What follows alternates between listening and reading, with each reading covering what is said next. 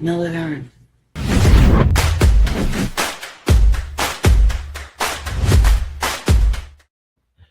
Welcome everyone to this episode of Never Alone Live.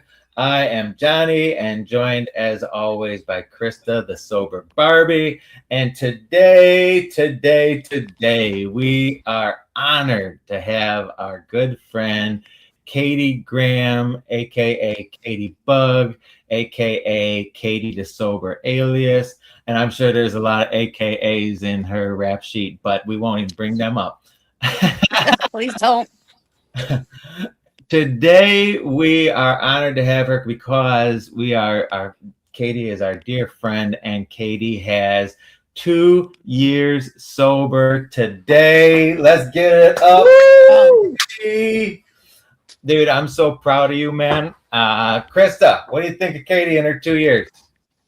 I don't want to cry yet. I'm like over the moon proud of her, and she has shared her journey, the ups and the downs with us, and she's proof that the system is broken, and you kind of do everything they say, and good stuff happens. And I'm just grateful to be part of the journey.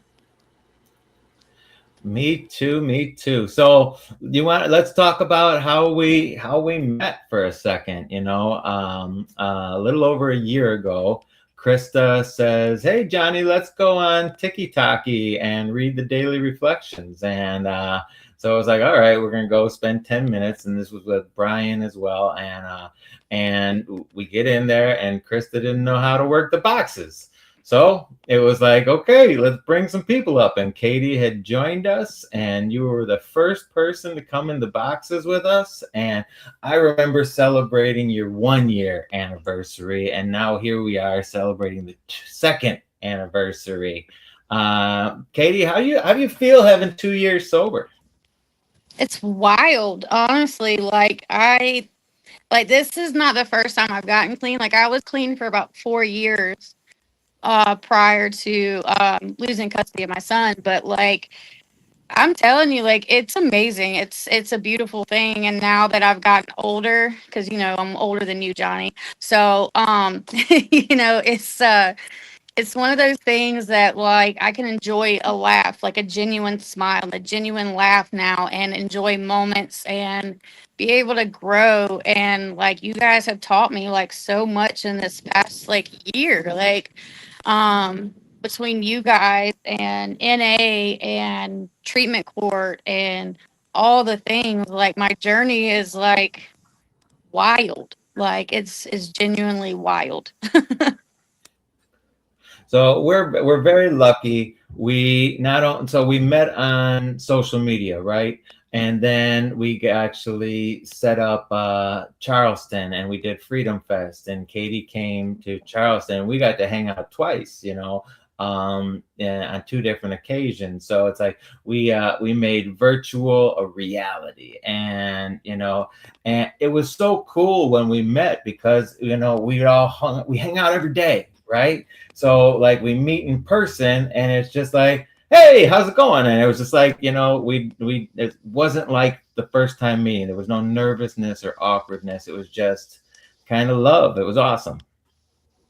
It was really cool. Like, like that first trip, when we were down there checking everything out, Johnny was the first one to show up, and like I was just parked waiting, just waiting in the parking lot. And it was just like it was just we'd hung out like a million times, and we went out to lunch that day and explored, and then the bike riding and all the fun stuff that we got to do, and like just enjoy each other's company and be able to go check out the different rehab centers and stuff like that. Like we had a blast. Like it was so much fun. I was so great. I needed that trip more than at that point in time in my life than I had realized until I got there. So Amazing, Katie. Amazing. Let me jump over to the comments and say hello to Jay. Jay is here. And Sober Delora's here. Great that you made it in. And I believe our friend Patrick is here. And Minnie Long says hello.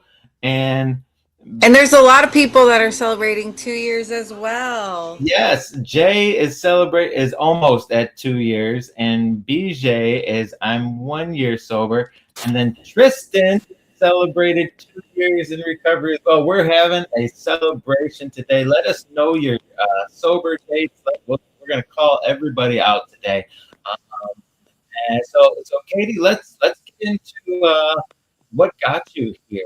You know, let's talk a little bit about this experience, strength, and hope.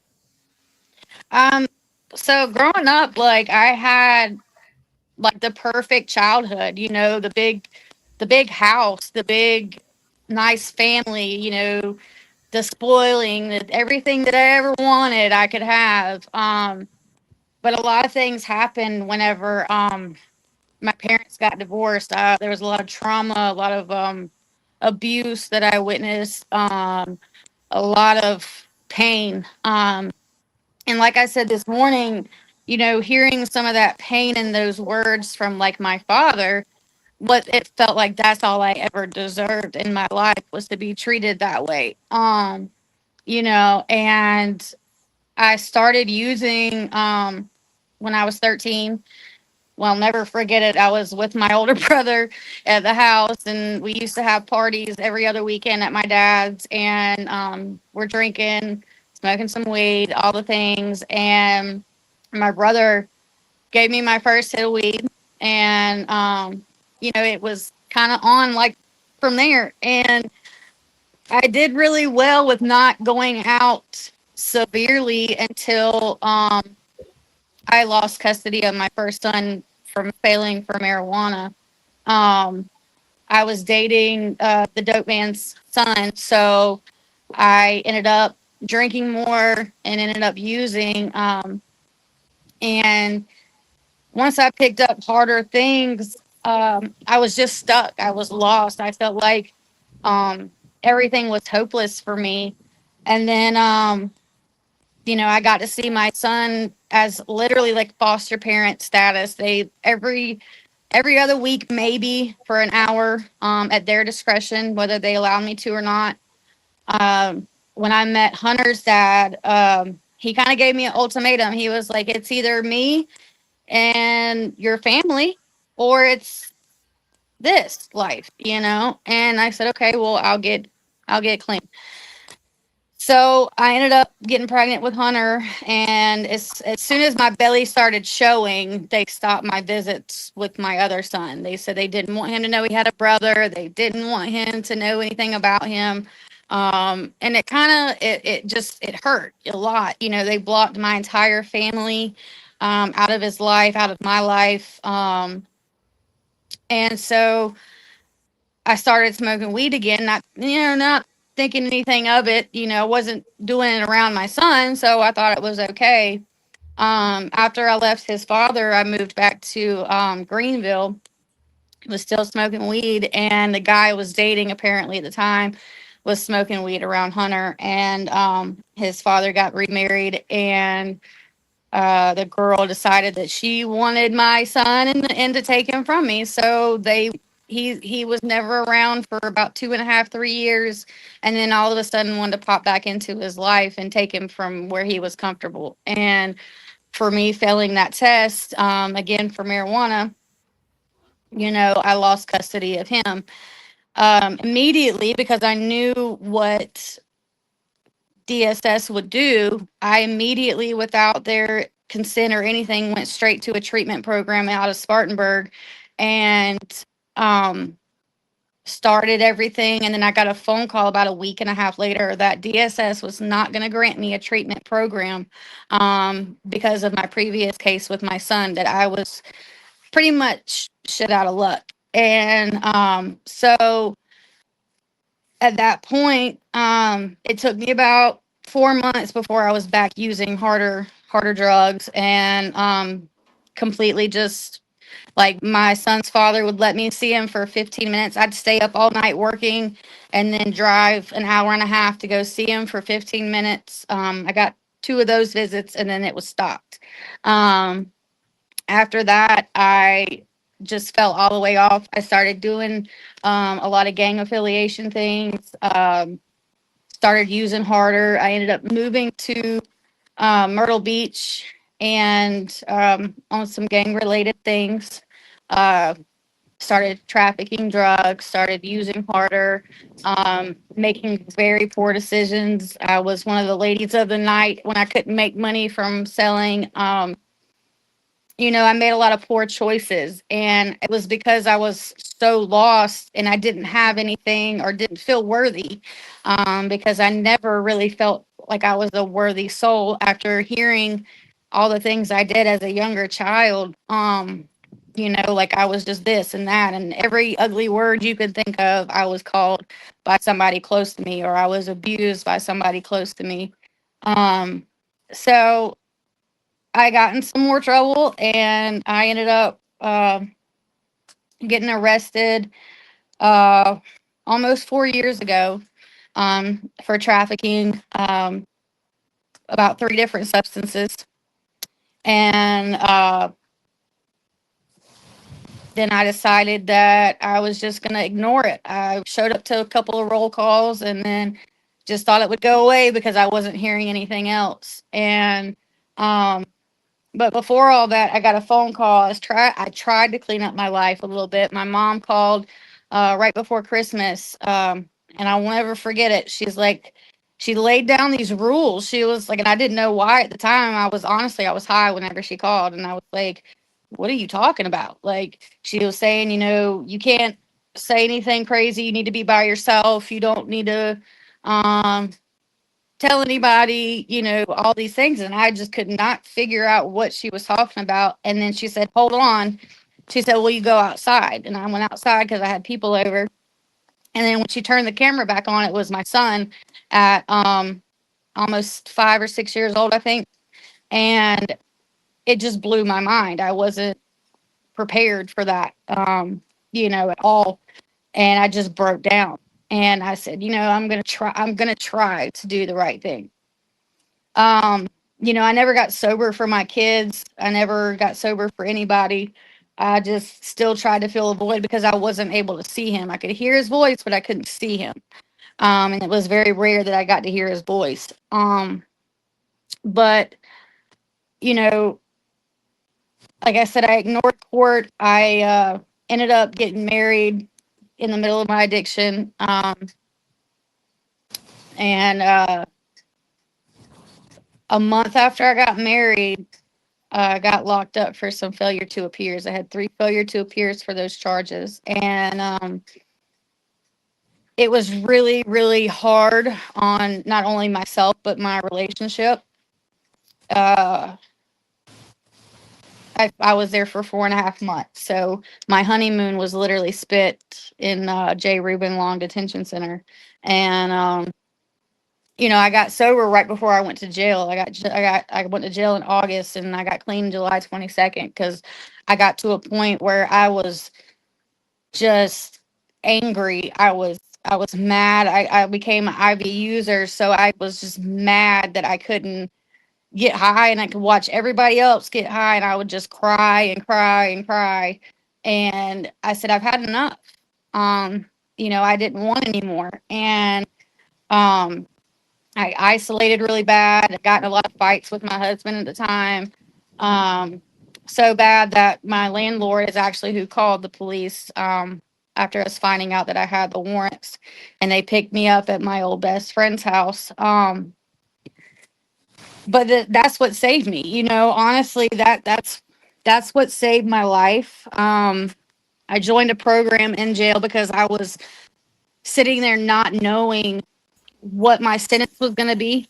I didn't know if I was going to be going to prison for 5 years or 3 years or what exactly was going to happen. And so in J. Reuben, they opened a program. It's called Next Steps, and it's to help support recovery.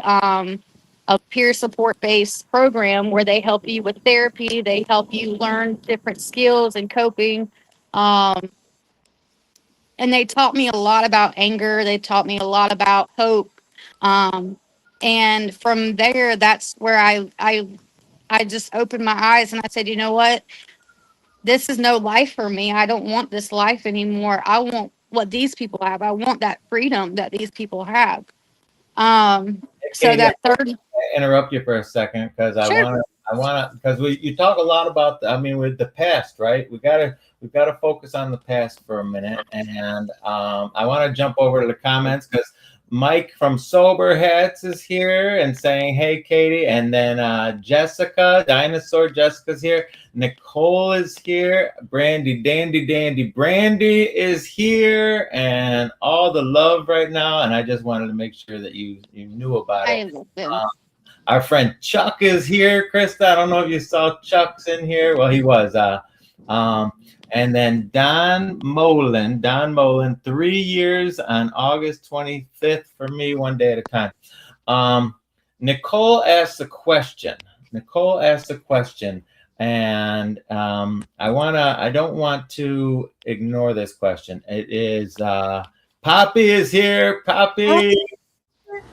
How long did it take for those intrusive thoughts to leave your mind and give you peace? How long did it take for the intrusive thoughts to leave your mind? As we're going, if you could answer that question. So right now we're talking about, we talked about your past. Krista, I mean, hearing all of this, our job is to relate. How do Yeah. Our story is very simple. It's different, but it is very similar. I came from a great family. Like you look back and it's like leave it to Beaver, you know? And then we are around, I'm a little older than Katie, but we're around the same age. We grew up in the same time. And that's when like social media and all types of stuff. We kind of were the age that ruined it for for everyone. Probably. But like it's like we talk about this a lot, the progressiveness of all of it. Like you start out just hanging out partying until it's not a party anymore and it's life or death. And I just I I just think it's really cool, the divine order and how everything happened the way it happened and how she ended up where she did when they started that program, and like she jumped on it and was ready. If it was years before that, maybe she wouldn't have been ready to take it. And I mean, the book tells me that my past becomes my greatest asset. And now, Katie, we've been able to watch you, and you help so many people, just because you're so honest, right? You're honest, you share your past. There's a lot of women that have gone through the same thing that you've gone through, and I've seen you help them literally, and it's amazing. So I asked you what the past was like, and Nicole's in the comments, same, rich town, big house, all the stuff, but that didn't stop, alcoholism and a drug addiction from taking over. So now let's get into this next part, and we're not going to forget that question, the intrusive thoughts. When do the intrusive thoughts leave? But right now, I'm going to ask about the gift of desperation. So you woke up, you're in jail, and what was different this time? Because you woke up in jail before. What was different this time? I think this time, being at the age that I was 35, and I was just over that life. I was tired. I was trying to be hopeful. Like originally for that program, like 'cause the jail the part of the jail I was in at the time, it was 23-hour lockdown. You're only out for maybe an hour if you get out. I was like, oh, this is freedom at first, like this is a chance to get free out of these doors and out of this little bitty cell. And one of my favorite people, this is something I learned during my intake and during my time in drug court. My favorite counselor, Chris, he told me, he said there's a need to, a have to, and a want to. You start off with the need to, and you got to go to the have to because you don't want to go to prison or you don't want to. Y'all let me know if that wind gets to be too much. I'll go inside. Um, but and then there's a want to. While I was sitting in that jail cell, they moved me to a jail cell by myself, which was just great for a person with ADHD, you know. So I had a lot of time to read, a lot of time to think, um, and just watch. And I think that sitting there for that amount of time by myself and being able to just sit back and think, and I can't see outside and I can't see but what I can see out of my little baby window to the outside, pod. It just, I didn't want to come back there. I didn't want to make those same choices anymore. I had realized that I had not only let myself down for so long, that I left my kids down, I left my family down. And it was enough. Enough was enough. So Then the gift of desperation is a beautiful thing because it allows us to become open-minded, and allows us the ability to grow and change. And it sucks that it takes pain, right? Pain is the motivator. Pain and heartache and loss and all that stuff, that's inevitably what the gift of desperation is. And in getting it, and in changing, in growing, the program tells us that we're going to live a second life in one lifetime. And so let's jump to that for a second. I want to hear about drug court and stuff like that, and I want to talk about that. But I want to hear, like, the hope now, the what's life like now for Katie 2 years in. drug court saved my life. I will never forget. I was terrified. I was terrified. When I first met Chris Hawker, I was talking about this in my speech at my graduation. When I met Chris Hawker, I was scared to death because he was just this no nonsense, sitting on the other side of a glass panel person, and basically told me if I didn't want this, then I just needed to go to go to prison. If I didn't want to do the work, just don't waste anybody's time. And I said, okay, I'll do it. Um, but it was overwhelming. Drug court was very overwhelming at first. I'm gonna go inside because the wind is a little ridiculous. But it was an overwhelming feeling of being scared, of not knowing, uh, of am I going to be able to do this? Like my mother even said that she didn't think I was going to make it, to be honest with you.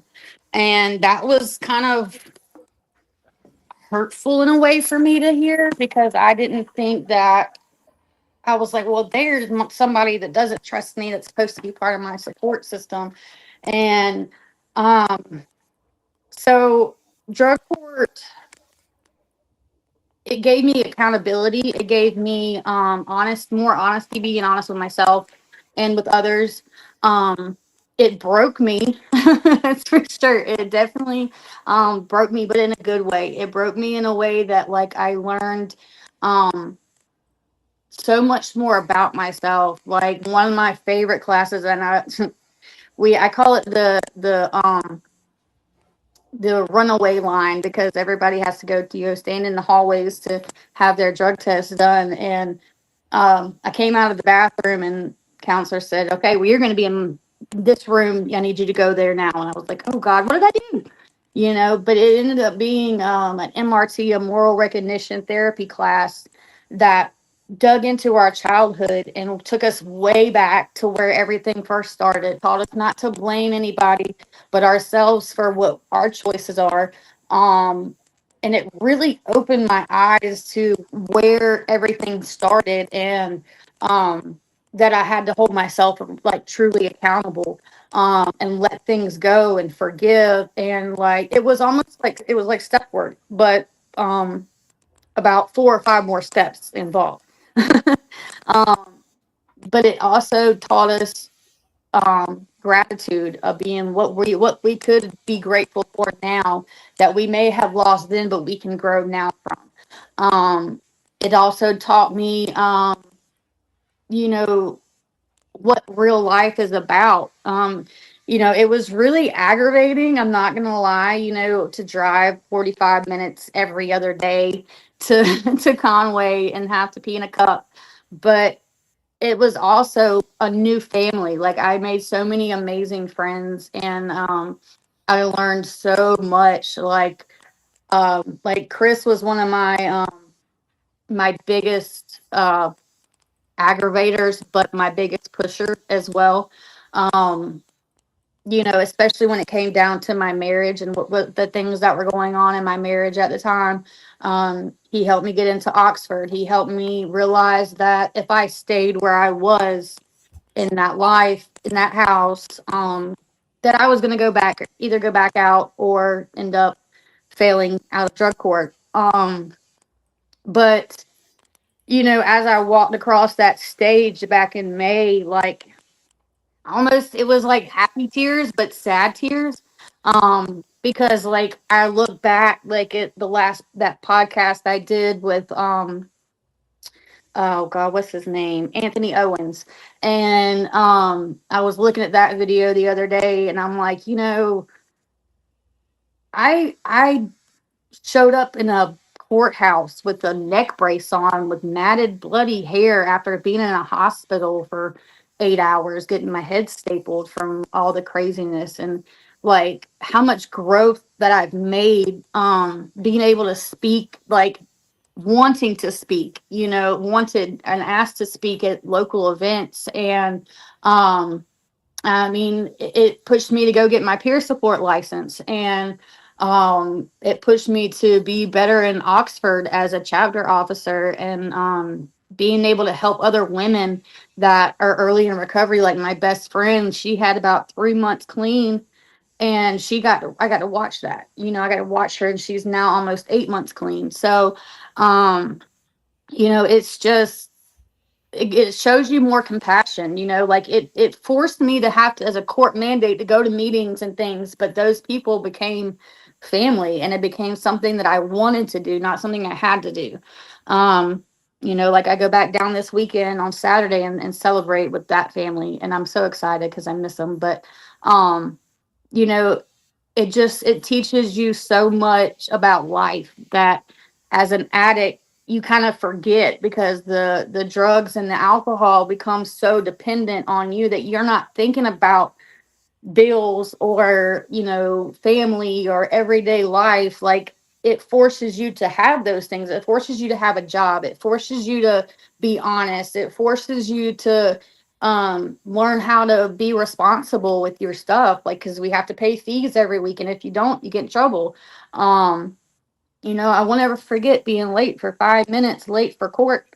And that was one of my only sanctions. And then because I went to the landfill one time, and I said, I'm never getting in trouble again.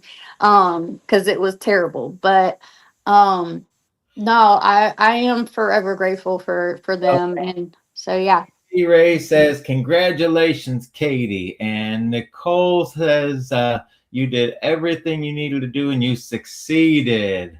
Look at where you are now. Be proud." I'm telling you, that's a great one right there. And Brandy Dandy says, "Good stuff." And actually, so it probably sounds more like good stuff, twin. Y'all don't Oh, even probably. Y'all don't even know that's all that good stuff there. Is that Natasha? Nalisha. I have 7 years coming up next month. My partner finally kicked alcoholism, and that's awesome. Thanks for sharing that. Let's talk about this intrusive thoughts comment that Nicole made. Krista, let's start with Krista. Krista, how do you get rid of intrusive thoughts? What are intrusive thoughts?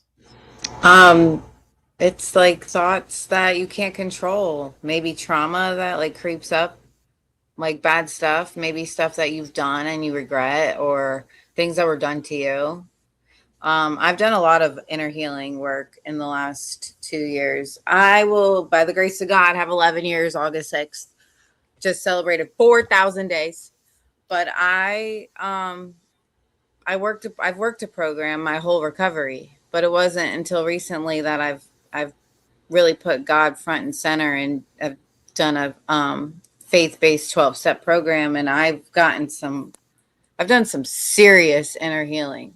And it's really, the closer I get to God and the more I give him, the more he removes from my thoughts. Like, that's the answer for me. I got to give it all up to him. My job, my family, my life, my home, my pets. They drive me crazy, my pets. But everything goes to God, the good and the bad. So that's where I've had a lot of my I don't really have too many. I mean, I suffer from a lot of grief, a lot. And recently, a lot of it's been like kind of like tidal waves, like flooding back into my head. And I have to immediately turn it over to God because it makes me really sad, really sad. But that's the only cure to that I have. When it comes to these intrusive thoughts and the questions, anxiety, depression, PTSD, bipolar, all these mental health things, the intrusive thoughts that yell for solution, right? I'm not good enough. How are we going to fix this? I didn't do this right. How am I going to fix this? I hurt these people. How am I going to fix this? And before, all those intrusive thoughts were, solved by alcohol and drugs. And today it has to be different. So I have to find different solutions, having my network, having, the fellowship, having my program, having steps, being able to do stuff. And then most of all, God, for me personally. Katie, what do you think? What about intrusive thoughts? For me, I suffer with anxiety and stuff like that. I think my anxiety got worse when I got sober, to be honest with you.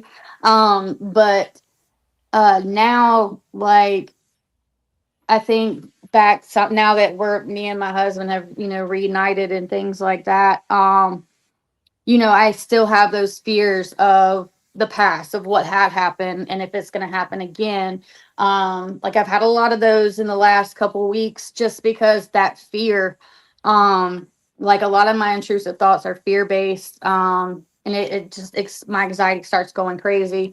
My entire recovery has been program based, and I finally surrendered a lot back in January, and let a lot of things go, and brought God back into my life a lot fuller.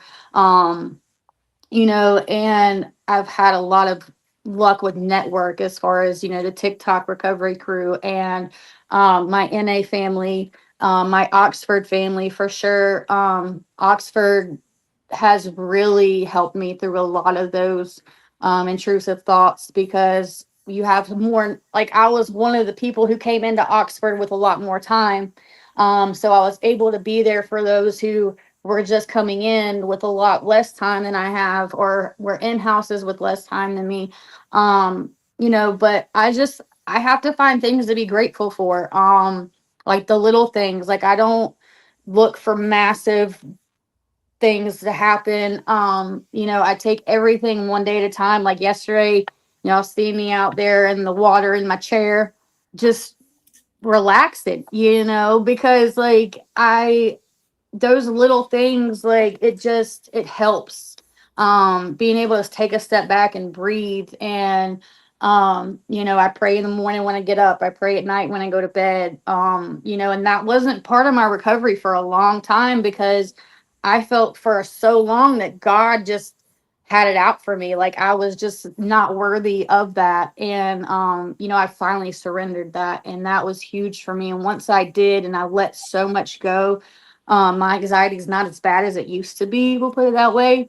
um you know like I'm an overthinker. I've always been an overthinker. So like I try to let those when those intrusive thoughts come in, I try to just be like, okay, you're crazy. It's fine. It's totally fine. And I try to either go find me a book or find something on the TV or something to distract me from that, because I know it's not a true feeling. It's just a thought that doesn't need to stay there. So That's amazing. And Nicole, hopefully we answered a little bit of your question about intrusive thoughts, So we've got Keely Cordell is in here, says hello everyone. Crystal McConnell, 5/29/24. So she's got 2 years as well. That's awesome. We've got this is the 2-year party. And Amanda is in here and says, Katie Bug, congrats. And Nalisha told me how to say her name properly. So thank you for that, Nalisha. The Brandy asks me to ask a question. So now this isn't my question. This is Brandy's question. Ask how God played a role in her rescue. So Katie Bug, the question from Brandy, Dandy, Brandy, so you can be mad at her, is how did God play a role in your rescue?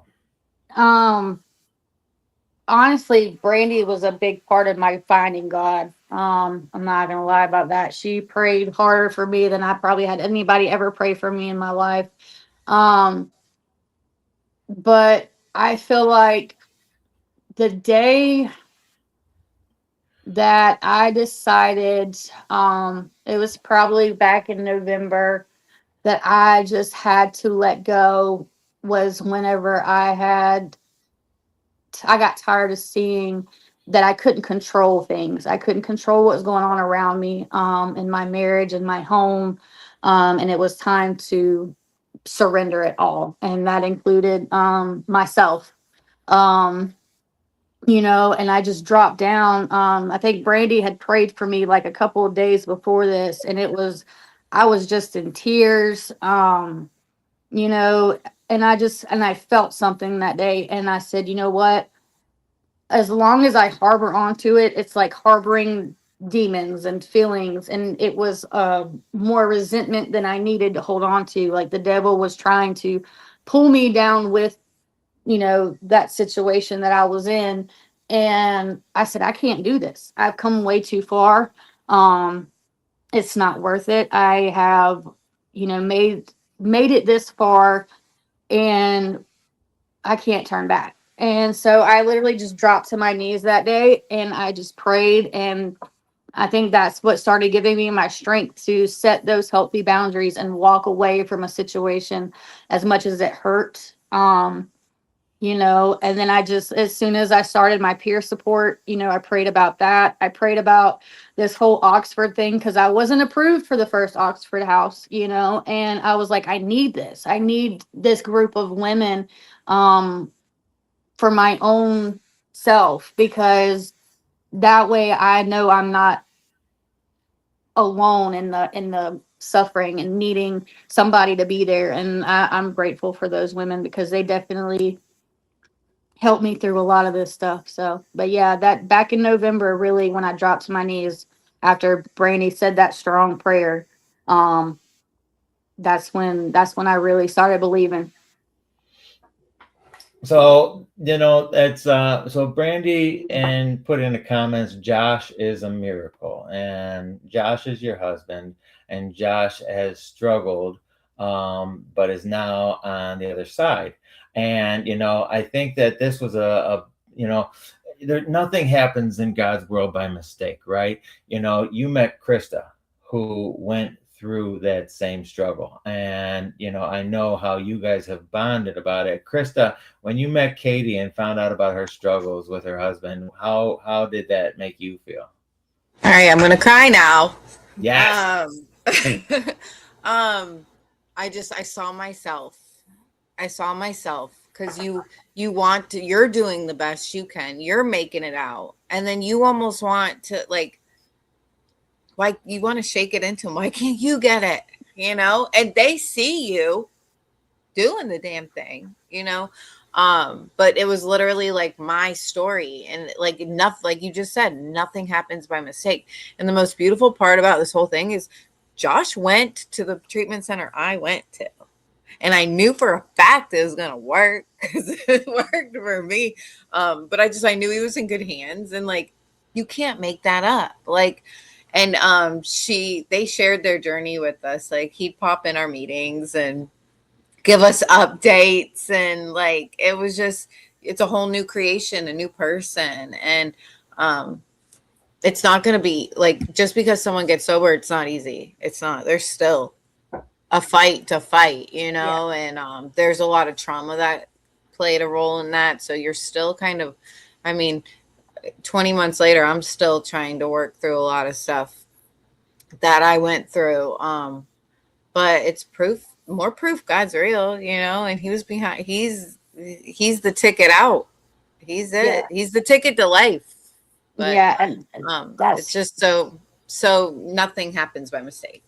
yeah. And like, that's like Johnny said, that's one thing we bonded over because she knew exactly what I was going through, as a wife to somebody that you just have to watch basically unaliving themselves over and over and over. And she just kept telling me, be the example, just keep being an example, he'll figure it out. And I won't ever forget that day. Now I'm gonna cry. I told him Thanks, Johnny. I told him in March, because he had been supposed to go in February. And he kept putting it off and kept putting it off. And the last phone call I made to him was, if you don't get on that bus, then this is it. Don't do it for me, do it for yourself and your kids. And he sent me a picture of him in front of the bus, and uh he didn't look like himself. He looked like a ghost. And then but I was still angry with him that he had left me with so much stuff to take care of. So he called me, and I basically told him I wanted nothing to do with him. I hope the program worked for him, but I couldn't do it anymore. And then I waited about a month, and he called me back, and it was like a whole new person had been like born. And then my first time seeing him, in that 3.5 months was for Mother's Day. I came down here and went and picked him up for Mother's Day weekend, and it was like seeing somebody that I used to know, that person that I fell in love with almost 4 years, because God, it's been almost 4 years now. In December it'll be 4 years that we've been together, and watching him grow and the same journey that you guys watched with me, I get to watch with him. You know, I'm so like he has made comments that piss me off. Don't think he doesn't. He has said things that question everything, but at the same time, it also reminds me of myself when I was in early recovery, and I said the things like, "Oh, I just want to say forget this and go use," things like that. And I have to remember that I was that person too, because if I didn't say it out loud and hear myself say it, then I harbor that. But I'm so proud of him. When he commenced, I cried like a baby. My dad was there. Um, just seeing how much life he brought into that program, like, and how many people and lives that he touched. It just reminded me of myself, through my journey. And so for him to now be able to go back, like I said, tonight he goes back and he's chairing steps 10, 10, 11, and 12 meeting tonight. Um, And he texted me this morning and he said, I'm gonna come home, I'm gonna take a shower, and I'm gonna go over there early because I feel like I need to be there. I need to be there around the guys. And it's so great because before he wouldn't have done that.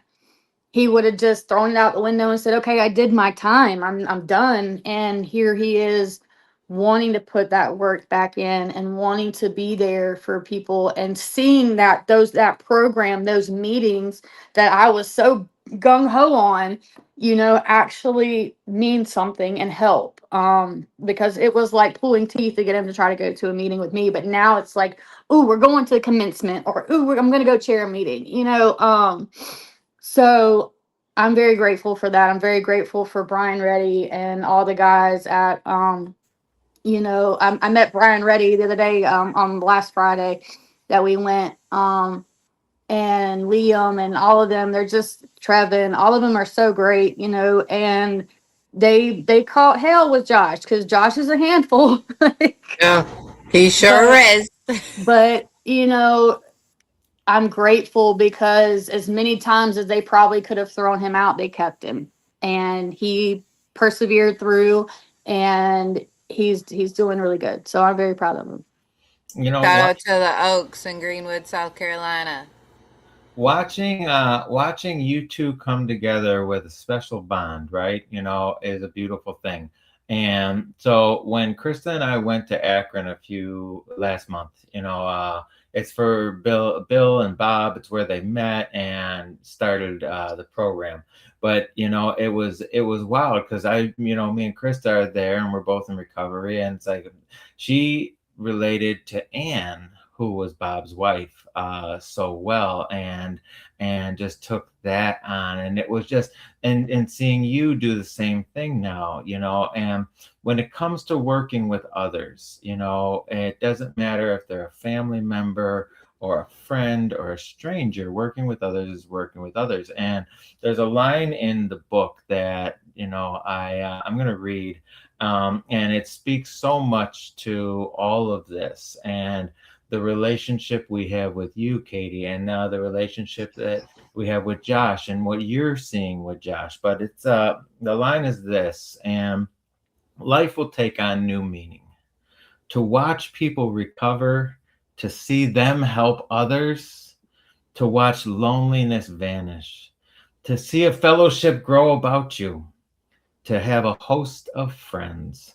This is an experience you must not miss.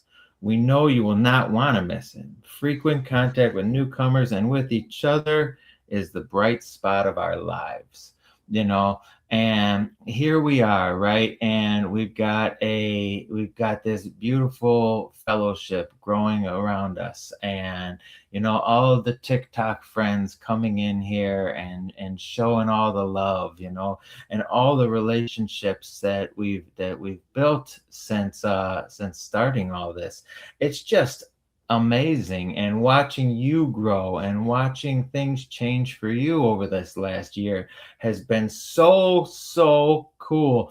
And seeing you help others, and seeing now Josh went to treatment and now he's helping others. This is the miracle. And our friend Minnie Long's in here, and she's got 22 years as well, and this is the amazing part. This is the part where we really get to sit back and smile and know that God has put people in our life for a reason, and know that that reason is love. And I'm telling you, this has been so phenomenal. Katie Bug, how you feeling? I feel good. It's like I tell my friends all the time. Like, I don't always see the growth in myself, but others have seen it in me. And I was always one of those people, like, I don't believe it, whatever, it's fine. But from who I used to be to who I am now, it's like night and day. And I'm just blessed. I'm grateful. I'm blessed to have people and family and friends that, whenever I need somebody, I know all I have to do is pick up that 500-pound phone, and I literally call it a 500-pound phone because that's what it is. Um, but you know, I'm grateful for the things that have happened in my recovery, the ups and the downs, the wins and the losses. Because it's like I said, I think it was yesterday. It's taught me to remain teachable and to learn, because something I might lose at and somebody else wins at might be something I needed to hear, and vice versa. So I I take that in my everyday life. I take that whenever I was in Oxford. I take that into my Oxford houses for visits, or if I'd have to go save the day in Oxford or whatever. You know what I mean? Like that's really where I feel like I belonged, at the time. It was where I was needed. It was where I needed to be. So it was like a full circle for me. And you know, since leaving, I can tell that I've left. It's just been different. It's been quiet. But it's kind of like I said this morning, I have to be able to sit with myself and be okay with being just with me, and being okay with not being okay some days. So, you know. Katie Bug. So Minnie Long, Krista, you're gonna love this. Minnie Long says, I have a group of teenage boys that watch you every week. They really dive into what you guys talk about. I really appreciate what you guys do. That is awesome, Minnie. Um, Yes. so she Love says, that. please say hi to my boy. I have 15 boys listening. So Minnie Hey, and Minnie's boys. what's What's up, up? boys? Hey, It's boys. so glad that you guys are here and listening. I hope you guys get something out of this. And Janae DeLang, look at, she says, "You go, girl." Look at, that's exactly how it sounded. Yeah, You do your go, head girl. bop. All the way from South Africa and almost 6 months sober. And look at, you got fans in South Africa. Krista's got fans in Pakistan. I'm telling you, this is Hey, global. we love that guy. Love them. We're And worldwide. Recovery's worldwide because Yeah. addiction is worldwide. We got to spread recovery more. Nicole says, I love you all. Katie Bug, you are the ultimate female. Oh my goodness. That's a I don't know about that, but thanks. I don't know. She's the Lake Mermaid. I And And if you am. ever noticed, Johnny missed over a comment when Brandy said I was beautiful and looked like new money.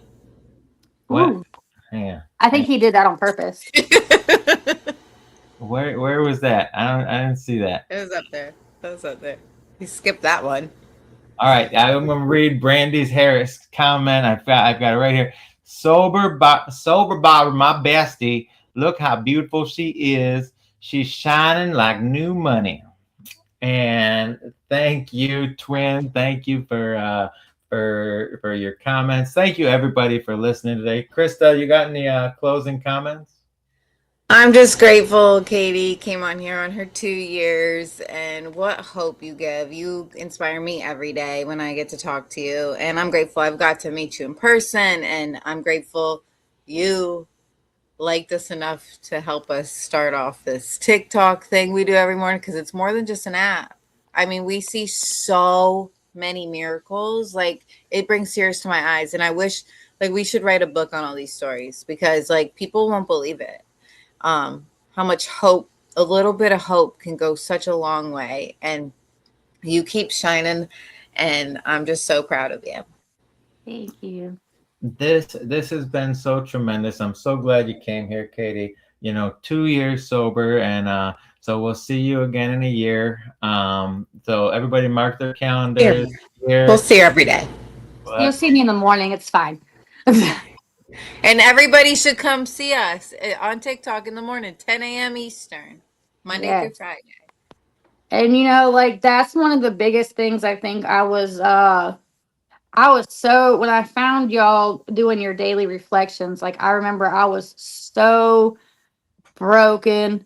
I was just lost. And I just remember listening, and I was like, well, maybe they'll want more people. They have boxes, but and We've like learned a that's lot. yeah, like I'm so grateful to be one of the original OGs of this group. Having being able to meet you guys, Like me and Johnny have had long talks, you know, even whenever he's aggravating, of course. And then, you know, me and Krista has had long talks, and it's formed so many like friendships. Like I have so many friends now, like genuine friends from all over the country, all over the world.